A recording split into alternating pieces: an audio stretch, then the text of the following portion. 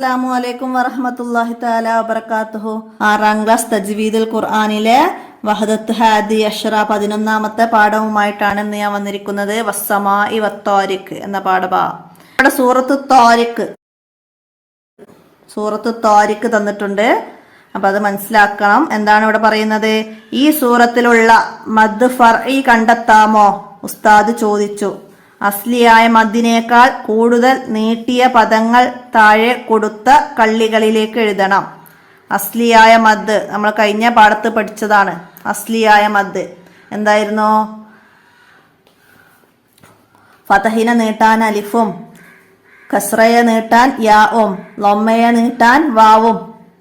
അങ്ങനെ അതിനെ ഉച്ചാരണത്തിൽ കൊണ്ടുവരാൻ ആവശ്യമായ സമയം നീട്ടുന്നതിനാണ് മദ്ദുൽ അസ്ലി എന്ന് നമ്മൾ മനസ്സിലാക്കി. അപ്പൊ ഇവിടെ മദ്ദുൽ ഫർഇ ആണ് നമുക്ക് മനസ്സിലാക്കാനുള്ളത്. മദ്ദുൽ ഫർഇ അതിനേക്കാൾ കൂടുതൽ നീട്ടിയ പദങ്ങളാണ്. അപ്പൊ നമുക്കിവിടെ ഇതിൽ നിന്ന് ആദ്യം ഒന്ന് മനസ്സിലാക്കാം, എന്നിട്ട് താഴത്തെ കള്ളിയിലേക്ക് എടുത്ത് എഴുതാൻ പറയുന്നുണ്ട്. അപ്പൊ നമുക്ക് ഇതൊന്ന് മനസ്സിലാക്കാം. മദ്ദാണ് ഇവിടെ മനസ്സിലാക്കേണ്ടത്. ഇവിടെ വസ്സമായി, ഇവിടെ മുത്തസില് മുഫസില് എന്നൊക്കെ മദ്ദുകളുണ്ട്. അപ്പൊ നമുക്കിപ്പോ എന്താണ്, ഫർഇയിൽ 5 ഇനങ്ങളുണ്ട്. അപ്പൊ അതിത്തെ ഇനങ്ങളാണ്. അപ്പൊ ഇവിടെ ഇപ്പൊ നമുക്ക് ഫർഇന്ന് മാത്രം പറഞ്ഞിട്ട് പോവാം. അപ്പൊ ഇവിടെ വസ്സമായി മദ് അലിഫിൻ്റെക്കാളും കൂടുതൽ നീട്ടേണ്ട മുകളിൽ മദ് വന്നു, മനസ്സിലാക്കുക. അതുപോലെ ഒത്താരിക്ക് ഇവിടെ അലിഫാണ്, ഫതഹിനെ നീട്ടാൻ അലിഫാണ്. ഇവിടെ അസ്ലിയാണ് വന്നത്, മനസ്സിലാക്കുക. ഇവിടെ ഫർഇ വമാ അദ്റാക ഇവിടൊക്കെ എന്താണ്, അലിഫു സോയിറ ചെറിയ അലിഫ് വന്നു, മനസ്സിലായില്ലേ? അപ്പൊ ഇവിടെ കുറച്ചേ നീട്ടാൻ പാടുള്ളൂ. ഇവിടെ അസ്ലി നമുക്ക് ഫർഇ ആണ് വേണ്ടത്. ഫർഇ ആണ് നമ്മൾ നോക്കി പോകുന്നത്. മിമ്മാഇൻ ഫർഇ ഇവിടെ കസ്ലിൻ്റെ ട്ടോ. വത്തറായിബ് ഫർഇ, സറായിർ ഫർഇ, സമായി ഫർഇ. അപ്പൊ ഇത്രയും ഫർഇ ആയ മദ്ദാണ് ഇതിലുള്ളത്. അപ്പൊ അത് മനസ്സിലാക്കുക, എന്നിട്ടത് താഴോട്ട് എടുത്ത് എഴുതണം.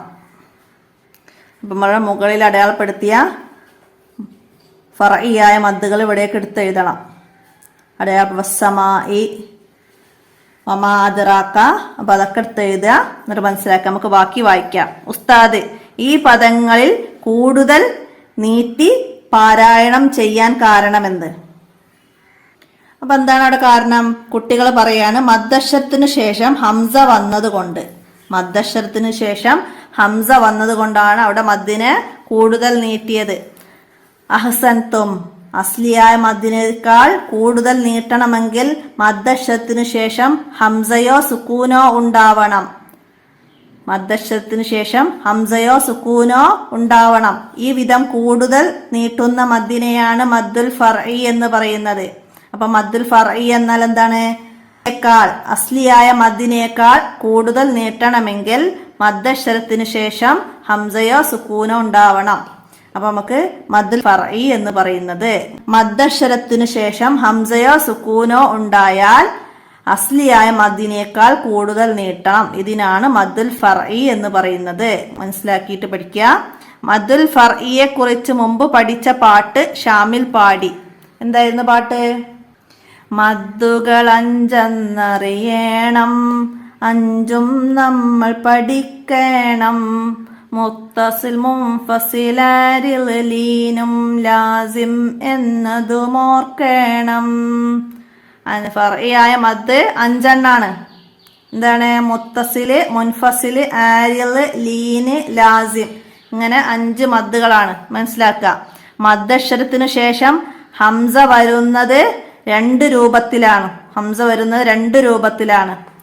വസ്സമായി എന്നതുപോലെ മദ്ദക്ഷരവും ഹംസയും ഒരേ പദത്തിലും, അതായത് വസ്സമായി ഇതൊറ്റ വാക്കാണ്. വസ്സമായി അങ്ങനെ ഒരേ പദത്തിൽ വന്നതും. അടുത്തത് വമാ അദ്റാക്ക.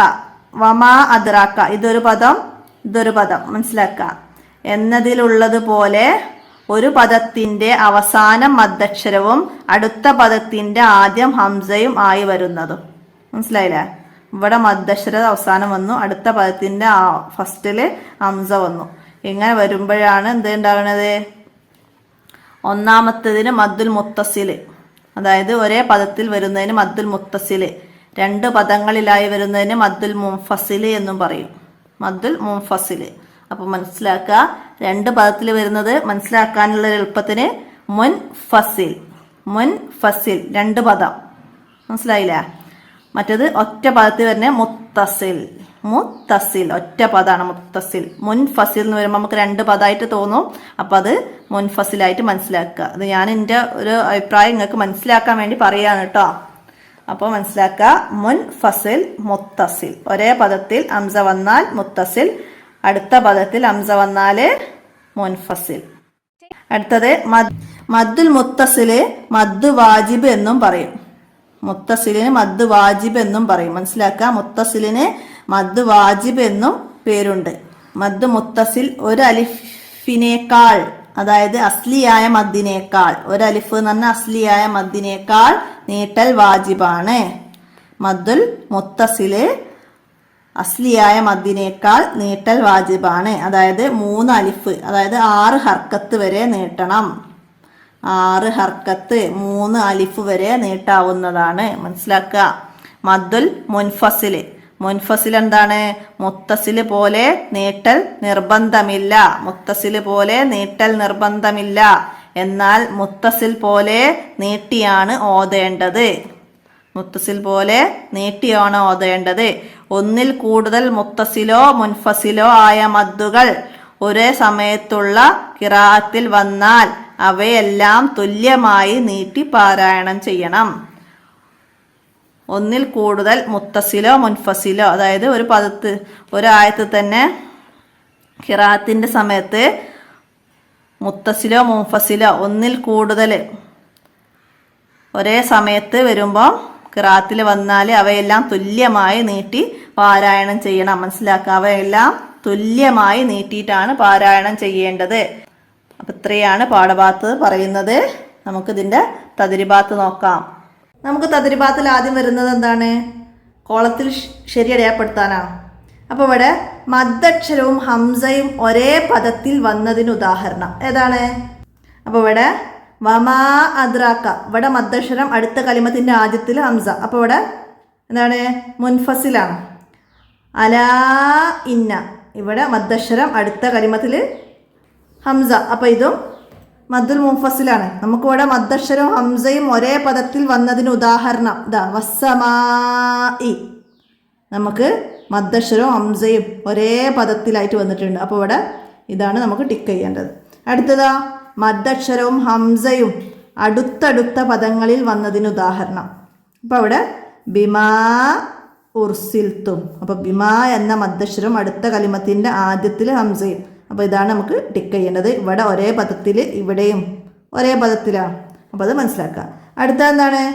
മദ്ദുൽ അസ്ലീനെ നീട്ടൽ വാജിബാണ്. മദ്ദുൽ അസ്ലീനെ നീട്ടൽ വാജിബാണ്. എന്ത്?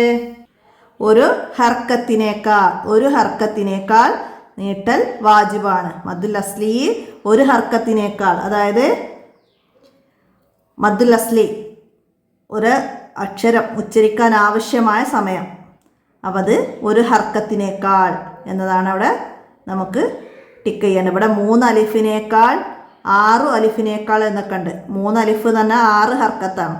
അപ്പോൾ നമുക്കിവിടെ ഒരു ഹർക്കത്താണ്. അപ്പോൾ അത് മദ്ദുൽ അസ്ലി നീട്ടൽ വാജിബ് ഒരു ഹർക്കത്തിനേക്കാൾ എന്നതാണ്. അടുത്ത ഇനി നുജിബ്, ചോദ്യങ്ങൾക്ക് ഉത്തരം എഴുതാനാണ്. മദ്ദുൽ ഫർഈ എന്നാൽ എന്താണ് മദ്ദുൽ ഫർഈ? അപ്പോൾ ഇവിടെ മനസ്സിലാക്കാം. മദ്ദക്ഷരത്തിന് ശേഷം ഹംസയോ സുക്കൂനോ ഉണ്ടാവുന്ന മദ്ദിനാണ് മദ്ദുൽ ഫർഈ എന്ന് പറയുന്നത്. മദ്ദക്ഷരത്തിനു ശേഷം ഹംസയോ സുക്കൂനോ ഉണ്ടാവും. ഈ വിധം കൂടുതൽ നീട്ടുന്ന മദ്ദിനാണ് മദ്ദുൽ ഫർഈ എന്ന് പറയുന്നത്. മദ്ദക്ഷരത്തിനു ശേഷം ഹംസയോ സുക്കൂനോ ഉണ്ടാവണം. ഈ വിധം കൂടുതൽ നീട്ടുന്ന മദ്ദിനാണ് മദ്ദുൽ ഫർഈ എന്ന് പറയുന്നത്. അപ്പോൾ അവിടെ ചോദ്യം 1ൻ്റെ ഉത്തരം മനസ്സിലാക്കുക. അടുത്തത് മദ്ദുൽ മുത്തസിൽ എന്നാൽ എന്താണ് മദ്ദുൽ മുത്തസിൽ? മദ്ദക്ഷരവും ഹംസയും ഒരേ പദത്തിൽ വരുന്നതിനാണ് മദ്ദുൽ മുത്തസിൽ എന്ന് പറയുന്നത്. മദ്ദക്ഷരവും ഹംസയും ഒരേ പദത്തിൽ വരുന്നതിന് മദ്ദുൽ മുത്തസിൽ എന്ന് പറയുന്നു. അടുത്തത് മദ്ദുൽ മുൻഫസിൽ എന്നാൽ മദ്ദുൽ മുൻഫസിൽ എന്നാൽ എന്താണ്? ഒരു പദത്തിൻ്റെ അവസാനം മദ്ദക്ഷരവും അടുത്ത പദത്തിൻ്റെ ആദ്യം ഹംസയും ആയി വരുന്നതാണ് മദ്ദുൽ മുൻഫസിൽ. ഒരു പദത്തിൻ്റെ അവസാനം മദ്ദക്ഷരവും അടുത്ത പദത്തിൻ്റെ ആദ്യം ഹംസയും ആയി വരുന്ന മദ്ദിനാണ് മദ്ദുൽ മുൻഫസിൽ എന്ന് പറയുന്നത്. അടുത്തത് ഒരു സമയം നടത്തുന്ന പാരായണത്തിൽ ഒന്നിൽ കൂടുതൽ മദ്ദുൽ മുത്തസിൽ വന്നാൽ എന്ത് ചെയ്യണം? ഒരു സമയം നടത്തുന്ന പാരായണത്തിൽ ഒന്നിൽ കൂടുതൽ മദ്ദുൽ മുത്തസിൽ വന്നാൽ എന്ത് ചെയ്യണം? ഒരു സമയത്തുള്ള പാരായണം, അതിൽ ഒന്നിൽ കൂടുതൽ മുത്തസിലോ മുൻഫസിലോ ആയ മദ്ദുകൾ വന്നാൽ അവയെല്ലാം തുല്യമായി നീട്ടി പാരായണം ചെയ്യണം. ഒരു സമയത്തുള്ള ഖിറാഅത്തിൽ വന്നാൽ അത് മുത്തസിലാണെങ്കിലും മുൻഫസിലാണെങ്കിലും അവയെല്ലാം തുല്യമായി നീട്ടി പാരായണം ചെയ്യണം. അടുത്തത് നമുക്ക് വരുന്നത് മദ്ദുൽ മുൻഫസിൽ നീട്ടി ഓതണം. എത്രയാണ്? അവിടെ നമുക്ക് പാഠഭാഗത്തിൽ പറഞ്ഞത് മദ്ദുൽ മുൻഫസിലെ മുത്തസിൽ പോലെ നീട്ടൽ നിർബന്ധമില്ല, എന്നാൽ മുത്തസിൽ പോലെ നീട്ടിയാണ് ഓതേണ്ടത് എന്നാണ്. അപ്പോൾ നമുക്കവിടെ മുൻഫസിൽ നീട്ടി ഓതണം എത്രയെന്ന് ചോദിച്ചാൽ 3 അലിഫ് 6 ഹർക്കത്ത് വരെ നീട്ടാവുന്നതാണ്. മുൻഫസിൽ മുത്തസിൽ പോലെ നീട്ടിയാണ് ഓതേണ്ടത് നമ്മളിവിടെ പറഞ്ഞു. അപ്പോൾ അവിടെ 3 അലിഫ് 6 ഹർക്കത്ത് വരെ നീട്ടാവുന്നതാണ്. അപ്പോൾ അതങ്ങനെ എഴുതുക. അടുത്തത് എന്താണ്? മുൻഷിദ് ഗാനാണ്. എന്തായിരുന്നു? മദ്ദുകൾ 5 അപ്പോൾ ഇതവിടേക്ക് പൂരിപ്പിച്ച് മുഴുവനാക്കാം. അടുത്തതെന്താണ്? സൂറത്തുൽ ആയില. അതിലെ മുത്തസിലും മുൻഫസിലൊക്കെ മനസ്സിലാക്കിയിട്ട് പാരായണം ചെയ്യാനാണ്. അടുത്തത് നമുക്ക് തഹ്സീസ് വരുന്നത് എന്താണ്? നഖ്റ സൂറത്തുൽ അറാഫിലെ 188 ആയത്ത് മുതൽ 206 വരെ, പിന്നെ സൂറത്തുൽ അൻഫാലിലെ 1 ആയത്ത് മുതൽ 45 വരെ മുത്തസിലും മുൻഫസിലും ഒക്കെ മനസ്സിലാക്കുക. അസ്ലിയായ മദ്ദൊക്കെ മനസ്സിലാക്കിയിട്ട് ഓതാനാണ്. പിന്നെ ഹിഫ്ള് വരുന്നത് സൂറത്തുൽ അസ്ർ, സൂറത്തുൽ ഹുമസ, സൂറത്തുൽ ഫീല്, സൂറത്തുൽ മുൽക്കിലെ 1 മുതൽ 8 ആയത്ത് വരെ. അപ്പോൾ ഇത്രയാണ് നിങ്ങൾ ഈ 11ാമത്തെ പാഠത്തിൽ മനസ്സിലാക്കി പഠിക്കേണ്ട കാര്യങ്ങൾ. ഇനി എന്തെങ്കിലും നമ്മൾ പറയുന്നതിലൊക്കെ മാറിപ്പോകുന്നതോ എന്തെങ്കിലും സംശയങ്ങളോ കാര്യങ്ങളൊക്കെ ഉണ്ടെങ്കിൽ കമൻ്റായിട്ട് ചോദിക്കാവുന്നതാണ്. നമുക്ക് അടുത്ത പാഠവുമായി അടുത്ത വീഡിയോയിൽ കാണാം. അസ്സലാമു അലൈക്കും വറഹ്മത്തുള്ളാഹി വബറകാതുഹു.